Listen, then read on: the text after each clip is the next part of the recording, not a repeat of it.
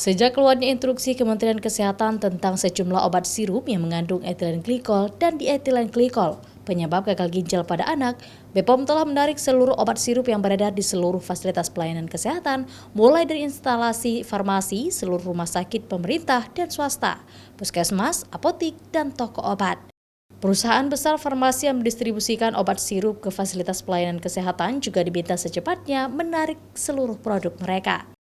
Kepala BPOM Banda Aceh Yudi Noviandi menyebut sejak seluruh obat sirup dilarang untuk beredar, kecuali obat yang tidak ada obat tabletnya. Kasus gagal ginjal pada anak dapat ditekan hingga tidak ada kasus lagi hingga kini sejak tanggal 6 November lalu.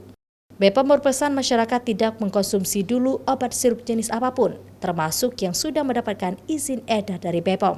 Sekarang kita secara intensif melakukan penarikan kepada seluruh PBF yang bertanggung jawab yang mendistribusikan, kepada outlet, kepada instalasi milik pemerintah, puskesmas, instalasi farmasi, rumah sakit, toko obat, apotik itu sedang berproses semua. Sepertinya sudah hampir selesai dan pelaporan kita laksanakan setiap hari. Dan alhamdulillah sejak dicegah untuk dilarang untuk penggunaan sirup ini, kasus aki itu sendiri sudah tidak bertambah lagi ya. Sejak terakhir itu kalau tidak salah terupdate di tanggal 6 November.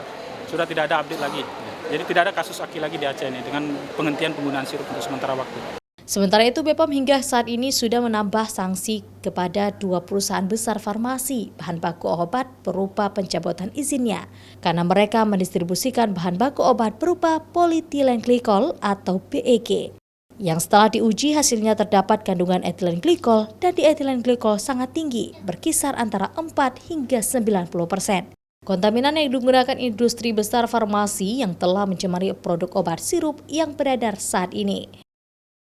Mustajab, Kompas TV, Banda Aceh.